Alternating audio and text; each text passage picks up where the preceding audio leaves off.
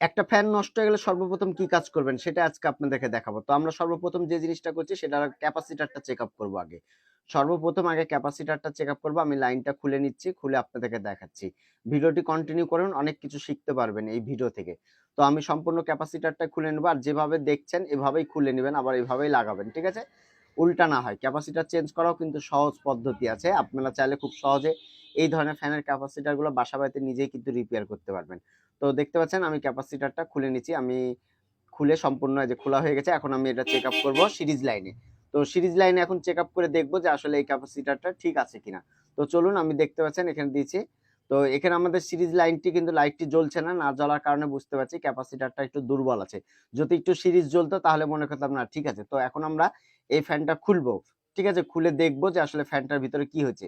তো আমরা একটা দাগ দিয়ে দিলাম, যে দাগ দেওয়ার কারণ হলো এটা যে আমরা পরবর্তীতে ফিটিং করতে গেলে যেন বুঝতে পারি। তো আমরা স্ক্রুগুলো খুলে নিচ্ছি, ৩ টে স্ক্রু আছে। এই ৩ টে স্ক্রু আমরা খুব সহজে খুলে নিতে হবে। যদি না খুলে তাহলে একটু বাড়ি দিয়ে দিতে হবে, হ্যাঁ? একটু বাড়ি যদি দেন তাহলে জিনিসটা ইজি হয়ে যাবে। ২ টা স্ক্রু খুলছিল না, আমরা বাড়ি দিয়ে দিলাম। দিয়ে এখন এটা চেষ্টা করছি খোলার। তো আলহামদুলিল্লাহ এটা খুলে যাচ্ছে। খুব সহজেই খুলে যাচ্ছে, ঠিক আছে? তো আমরা এখন ৩ টা বড়, বড় নাট দিলাম। এই ৩ টা নাটের মাধ্যমে এর উপর দিয়ে হাতুড় দিয়ে বাড়ি মারবো। বাড়ি মারলে আমাদের ফ্যানটা খুলে যাবে। তো এটা দ্বারা আপনারা পদ্ধতি শিখতে পারছেন। আসলে ফ্যান খোলার যে পদ্ধতি আছে, এই পদ্ধতিগুলো আপনারা কিন্তু খুব সহজে বুঝতে পারবেন। তো আমরা এখন খুলে নিচ্ছি। তো দেখুন আমরা কিভাবে খুলি। এই চান্সে আপনারা কিন্তু বিয়ারিং চেঞ্জ করতে পারবেন। ফ্যানের ভিতরের অংশগুলা, ফ্যানের বডি ভাঙবে না।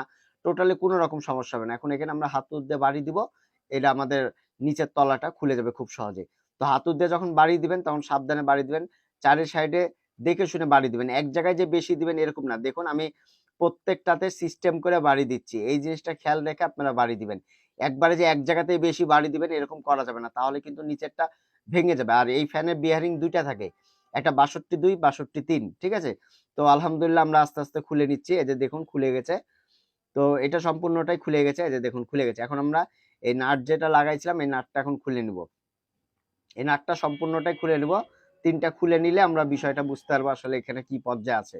কয়েলের কি পর্যায়ে আছে বা ভিতরে কোনো রকম সমস্যা হয়েছে কিনা। ঠিক আছে? তো এখন খুলে নিলাম। এই তো দেখতে পাচ্ছেন এই যে কয়েলটা। এই যে কয়েলটার হলো দেখুন যে কয়েলের ভিতরে কয়েলটা আইচা গেছে। যেটা স্টার্টিং কয়েল সেটা আইচা গেছে, রানিং কয়েলটা ভালো আছে। তার মানে এই কয়েলটা বাধাই করতে হবে। তো এই কয়েলটা বাধাই করতে এখন ৳১,০৫০ লাগছে বা ৳১,০০০ আপনারা এই কয়েলটা বাধাই করতে পারবেন। বিয়ারিং দেখুন কি অবস্থা হয়ে গেছে। তো এই ফ্যানটার যে সমস্যাটা আমরা পাচ্ছি সেটি হলো যে এই ফ্যানের বিয়ারিংটা নষ্ট হয়েছে, কয়েলও নষ্ট হয়েছে। তো এগুলা ফ্যানের এই যে এখন বর্তমানে যে শীতে বন্ধ ছিল তার কারণে এই প্রবলেম গুলো হয়েছে। বা ক্যাপাসিটার যদি বেশি মানের দিয়ে দেন নতুন কয়েলে তাহলে এই প্রবলেমটা হবে। তো এখন এটা কয়েল না বাধাই করে এই ফ্যানটা কিন্তু চালাতে পারবো না বা ব্যবহার করতে পারবো না। আশা করি বিষয়টি বুঝতে পেরেছেন। পরবর্তী ভিডিওতে আপনাদেরকে দেখাবো ফ্যানের কয়েল কি করে বাধাই করবেন, ফ্যান নষ্ট ফ্যানের কয়েলগুলা কি করে বাধাই করবেন, এর line everything A to Z